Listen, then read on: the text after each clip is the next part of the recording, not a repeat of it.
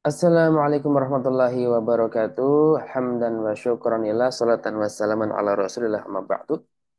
Teman-teman yang dirahmati oleh Allah SWT, Syekh Taqiyuddin Al-Albani menuliskan dalam kitabnya Nidhamul Islam sebuah kata-kata yang sangat fenomenal sekali. Beliau menuliskan begini, Yanhadul insanu bima indahu min fikrin anil hayati wal kauni wal insani wa an alaqatiha jami'iha bima qabla al-hayati dunya wa ma ba'daha. Kurang lebih artinya seperti ini. Yanhadul insanu, manusia itu akan bangkit bima indahu min fikrin. Yaitu kebangkitan itu adalah dengan yang ada pada dirinya itu berupa pemikiran. Ya, di sini pemikiran. Ya.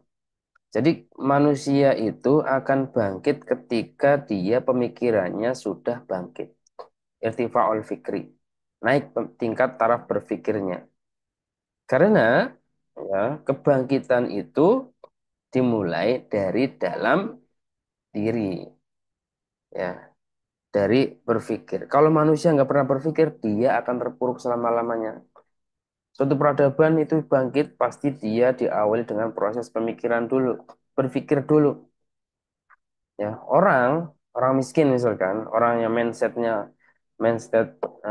miskin, ketika diberikan uang yang banyak, sedangkan pemikirannya tidak ditingkatkan, maka apa yang terjadi? Ya, dia itu tidak akan bisa memanfaatkan uang yang banyak itu, bahkan lebih cepat habisnya. Ini banyak terjadi. Contoh kemarin di Indonesia juga ada satu kampung yang kemudian tanahnya dibeli sama satu perusahaan BUMN dengan harga miliaran. Mereka dapat miliaran rupiah setiap keluarga, tapi karena mindsetnya tidak diberikan, tidak naik cara berpikirnya, cepat habis. Ya, bahkan ada kabarnya sekarang eh, hartanya tinggal sedikit, ya tidak punya tabungan karena dulu beli beli ini beli itu beli ini beli itu tanpa berpikir. Itulah contoh gambarannya, gambaran singkat kalau taraf berpikir tidak dinaikkan. Tapi berbeda halnya dengan ada orang yang tidak mampu, ya kan, secara finansial, mungkin saat ini sedang tidak memiliki uang, tapi dalam mindsetnya dia itu mindsetnya taraf berpikirnya tinggi, ya, walaupun dia tidak punya uang saat ini, maka dia tidak merasa miskin, bahkan mindsetnya itu tetap mindset orang-orang yang punya uang banyak, misalkan. Maka kehidupan orang seperti ini akan senantiasa naik, naik, naik, dan dia akan ke level sesuai dengan taraf berpikirnya. Ya, tidak akan terpuruk dalam kemiskinan selama-lamanya. Itu contoh. Ya, tapi ini kita berkaitan berbicara tentang peradaban manusia. Terutama kita adalah umat Islam, yang mana umat Islam itu adalah kata Allah, kuntum khairu ummatin ukhrijat linnas. Kalian itu adalah umat yang terbaik yang diturunkan di tengah-tengah manusia. Ya, ketika Allah berfirman itu, maka ya Allah itu pasti memang sudah mempersiapkan kita sebagai umat yang terbaik. Umat yang terbaik itu umat yang nomor satu, menguasai dunia, menguasai teknologi, sains, ya, menguasai semua bidang ilmu pengetahuan yang ada di alam semesta ini. Ya, itu namanya umat yang terbaik. Tapi pada kenyataannya, saat ini umat Islam itu menjadi umat yang terpuruk, gitu ya kan. Nah, kenapa kita itu menjadi umat yang tidak nomor satu padahal Allah mengatakan kita adalah umat yang terbaik? Ya, ini ada beberapa faktor. Pasti di situ ada yang namanya human error, ada kesalahan manusia. Yang diutamakan adalah kesalahan dalam berpikir. Makanya, yanhadul insanu bima indahu min fikrin. Ya, manusia itu akan bangkit terhadap dirinya itu sesuai dengan pemikiran yang ada pada dirinya. Kalau dia mau menggunakan pemikirannya dengan benar, maka dia itu akan bangkit. Kalau dia tidak mau menggunakan pemikirannya, maka dia akan terpuruk selamanya. Ya, contohnya dulu ketika Indonesia masih terjajah, itu mental-mental terjajah yang dimiliki oleh masyarakat dulu itu susah banget. Maka para pahlawan-pahlawan kita yang menyerukan kemerdekaan itu menyadarkan masyarakat, wahai masyarakat, kita ini sedang dijajah sama VOC, dijajah sama Belanda, dijajah sama ini itu. Ayo kita bangkit melawan. Gitu. Orang-orang yang tidak mau berpikir ya, ya udahlah, yang penting saya bisa makan, bisa tidur enak, ya punya rumah, ya dia bisa seperti itu. Mindsetnya mindset terjajah, ya, kerjanya sama penjajah. Tapi para pahlawan nggak seperti itu. Dia itu, ya pahlawan itu, ya memikirkan masa depan yang cerah sehingga Indonesia bisa merdeka saat ini karena pemikiran bangkitnya para pahlawan merasa terjajah sehingga mereka melawan.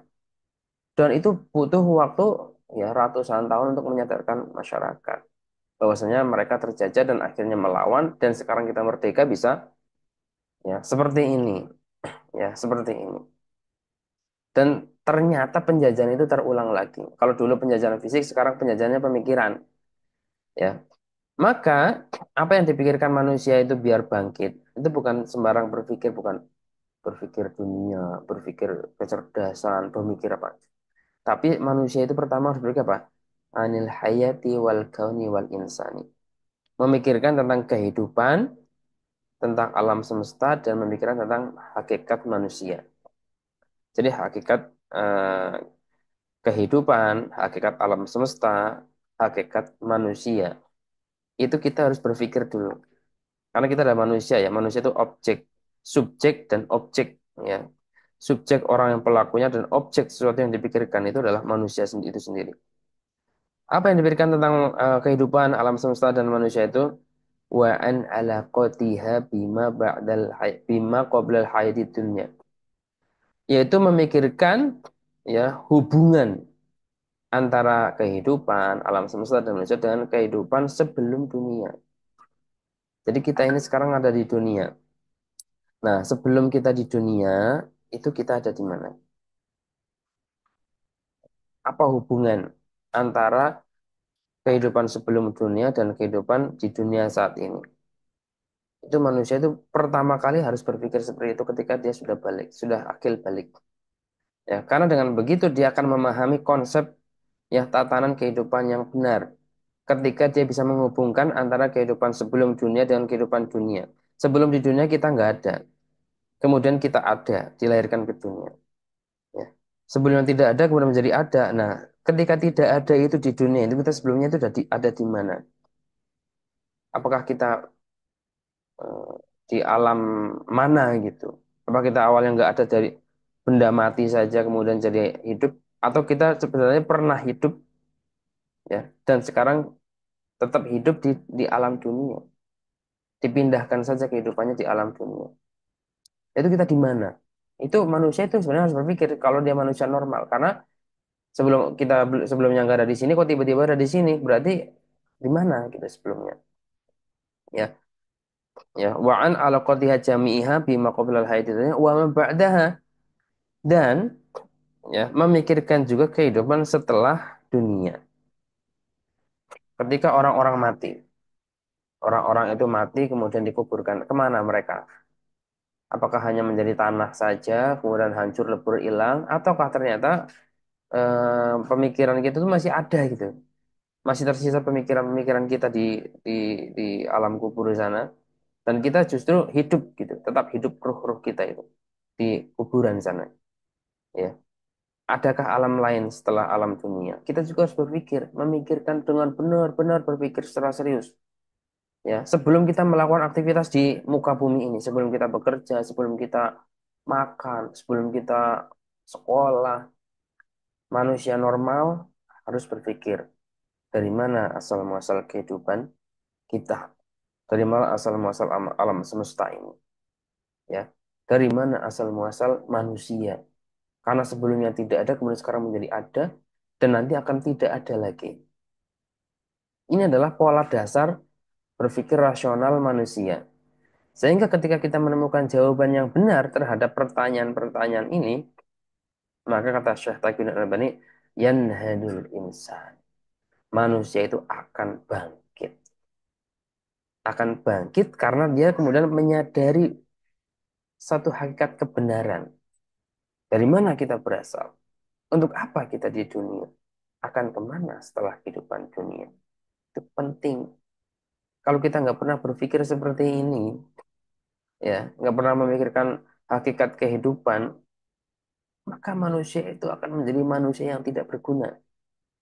Dia itu akan menjadi manusia yang egois, memikirkan kesenangan pribadinya saja, ya, memikirkan kesenangan kelompoknya saja, keluarganya saja.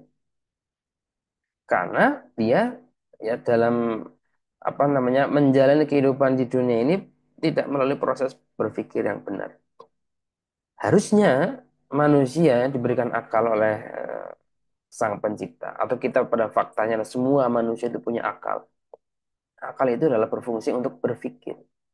Difikirkan benar-benar, jangan sampai kita terima-terima aja lah, kan kita udah dunia, hidup cuma sekali, ayo kita senang-senang. Bukan. Apakah tujuan hidup di dunia kita untuk senang-senang saja? Apakah tujuan hidup di dunia kita untuk mencari uang? Apakah tujuan hidup kita di dunia itu untuk mencari harta, punya pasangan yang cantik, yang ganteng, punya anak yang banyak, bisnis yang banyak, harta melimpah? Bukan. Apakah itu tujuannya? Ya, untuk menjawab pertanyaan ini harus kita menemukan pola dasar ya kehidupan manusia alam semesta ini. Ya, manusia, alam semesta dan kehidupan. Kita harus temukan pola dasarnya dulu. Ya, pola dasarnya kehidupan sebelum dunia, kehidupan dunia dan kehidupan setelah setelah dunia. Kalau kita sudah menemukan pola dasar ini, maka kita akan cerah dalam melangkah di alam dunia ini. Ya, nah ini semoga bisa masuk ya logikanya, logika berpikirnya ya. Nah, kemudian eh, siapa yang bisa menjawab ini?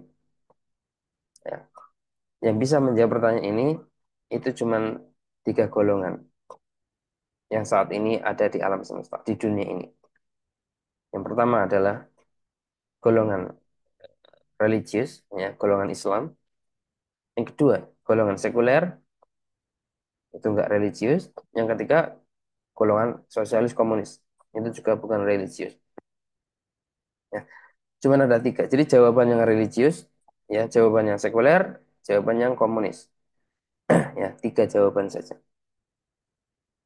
Ketika manusia tidak pernah bertanya-tanya, tidak pernah mendapatkan jawaban, tapi dia tetap menjalani kehidupan di dunia, bisa jadi dia ya masuk dalam tiga golongan ini. Apakah dia termasuk golongan religius, golongan sekuler, atau golongan sosialis komunis? Maka mari kita ulik. Yang pertama adalah golongan religius. Golongan religius golongan yang beragama, ya golongan yang terutama adalah agamanya agama Islam, meyakini bahwasanya kehidupan sebelum dunia ada di mana kita sebelum kita dunia, ada kita ada di ya di alam sebelum dunia, alam ruh. Ya, alam ruh itu kita berada di sisi Allah Subhanahu wa taala, ya. Kemudian kita dilahirkan. Jadi sebelum kita di dunia kita hidup, ya, kita hidup. Ini dikabarkan sama Allah Subhanahu wa taala. Ya, wa id akhadha rabbuka min bani adama min duhurihim dzurriyyatahum wa asyhadahum ya ala anfusihim alastu birabbikum qalu bala syahidna. Ya, jadi ketika kita belum dilahirkan ke dunia, ya, kemudian Allah menceritakan menceritakan kembali kisah kita sebelum dunia. Ya, ingatlah ketika Allah itu mengambil anak-anak keturunan dari Bani Adam, dari tulang punggung mereka, yaitu tulang sulbi laki-laki dan perempuan, ya. Kemudian wa asyhadu mempersaksikan kepada kita, ya. Kita kemudian diverifikasi, jadi sebelum masuk ke dunia kita verifikasi dulu, ya. Alastu birabbikum, Allah mengetes, ya. Bukankah aku ini Tuhanmu? Qalu bala syahidna. Kita mengatakan benar wahai Allah, Engkau adalah Tuhan kami. Ya. Dan nanti di alam dunia kamu itu ada dua petunjuk. Wahdainahun najdain. Ya, nanti aku akan berikan kamu dua petunjuk, yaitu petunjuk kebenaran dan kesesatan. Ya, dikasih konsekuensinya. Kalau kamu milih kebenaran, nanti kembali ke surga. Kalau milih kesesatan, kembalinya ke neraka. Verifikasi, oke, kita siap menerima syariat. Karena kita sudah siap, maka Allah lahirkan manusia kita ke bumi, termasuk kita di bumi. Ya, jadi hubungan antara kehidupan sebelum dunia dan kehidupan dunia saat ini adalah hubungan penciptaan. Allah menciptakan kita di alam dunia ini. Ya. Kemudian, apa tugas kita di dunia ini? Ya, kemudian Allah memberitahukan wa ma khalaqal jinna wal insa illa liya'budun. Maka tidaklah kami menciptakan jin dan manusia di dunia ini kecuali untuk beribadah. Kita dipindahkan dari alam roh ke dalam alam dunia untuk beribadah, melakukan ibadah. Ibadah itu tahu, ibadah itu adalah mentaati Tuhan, mentaati aturan-aturan, perintah-perintah dan larangan Tuhan. Itu namanya ibadah, penyembahan, tata cara penyembahan, tata cara bermuamalah sesuai dengan apa yang Tuhan inginkan, apa yang Tuhan atur. Itu namanya ibadah. Ya. Jadi beribadah. Nah, setelah beribadah, kemudian nanti setelah manusia hidup di muka bumi ini akan dicabut kembali. Ya, walikuli umatin ajal. Setiap manusia, setiap umat itu ada ajalnya, ada batas waktunya. Ya, wa idza jaa ajaluhum la yastakhiruna sa'atan wa la yastaqdimun. Kalau datang ajalnya tidak bisa dimundurkan, tidak bisa juga dimajukan. Sudah klop. Allah yang memberikan jatah kehidupan di muka bumi ini. Maka dicabutlah nyawa ketika kita sudah habis waktunya di muka bumi ini akan kemana? Ya, ini yang disebut nanti ada dua alam. Pertama alam barzakh sambil menunggu hari kiamat tiba, kemudian ada alam akhirat. Ya, di alam akhirat itu ada pilihan, dua pilihan yaitu surga dan neraka. Ya, maka ya hubungan antara alam dunia dengan alam akhirat itu nanti ada hubungan kebangkitan lagi. Karena manusia ketika mati, ya, kemudian disimpan di alam barzakh, ruh-ruhnya sambil menunggu kiamat tiba. Ya, kemudian ketika kiamat tiba seluruh alam semesta hancur, maka akan ada dibangkitkan lagi. Ya, jadi hubungan antara manusia di alam dunia ini dengan hubungan setelah kehidupan dunia adalah hubungan kebangkitan. Manusia itu akan dibangkitkan lagi. Ya, karena manusia dibangkitkan lagi ada konsekuensinya bahwa manusia itu nanti akan dihisab, ditimbang amalnya. Ya, apa standar amal perbuatan yang ditimbang itu? Standarnya adalah apakah di dunia ini kita taat kepada Tuhan atau tidak. Kalau kita taat sama Tuhan ya masuk surga, kalau maksiat tidak taat sama Tuhan masuk neraka. Itu simpel. Itu jawaban religius. Ya. Yang kedua itu ada jawaban yang sekuler. Jawaban sekuler itu dia percaya bahwasanya manusia itu punya Tuhan, bebas. Dia percaya manusia nggak punya Tuhan juga bebas, menyerahkan kepada individu masing-masing. Itu sekuler, ya bebas. Ya, cuman ya kehidupan di dunia menurut orang sekuler yang penting tujuan kehidupan di dunia itu apa? Adalah untuk bersenang-senang, mencari kesenangan materi, materi, materi, materi, semua dihitung dengan materi, banyak uang bahagia, banyak rumah bahagia, banyak harta bahagia, banyak bisnis bahagia, ya. Semakin populer semakin bahagia menurut orang-orang sekuler. Kemiskinan itu menderita, ya, tertindas itu menderita, ya. Jadi, nah, orang-orang sekuler ketika hidup di dunia ini tidak mau diatur dengan aturan Tuhan. Mereka buatlah aturan sendiri. Ya, maka sekarang kita hidup di lingkungan alam sekuler sekarang, manusia itu bikin aturan sendiri, ya kan? Bikin undang-undang sendiri, pakai akal sendiri, bikin eh, peraturan ekonomi sendiri, bikin peraturan sosial sendiri, pakai akal mereka sendiri. Hasilnya, hasilnya adalah itu adalah isinya adalah kemaksiatan kepada Tuhan yang menciptakan. Karena orang-orang sekuler meyakini bahwa Tuhan itu tugasnya menciptakan saja. Tuhan itu nggak boleh ngatur. Itu kesalahan orang-orang sekuler. Menurut kita ya, yang religius. Sehingga kehidupan itu jadi kacau. Terjadi kedoliman-kedoliman ketika buat peraturan oleh akalnya manusia sendiri. Maka yang timbul adalah kedoliman. Banyak yang terjadi. Yang kaya makin kaya, miskin makin miskin. Itulah ketimpangan di alam sekuler. Apalagi ekonominya adalah ekonominya kapitalis. Yang orang punya modal banyak, dialah yang menjadi juaranya.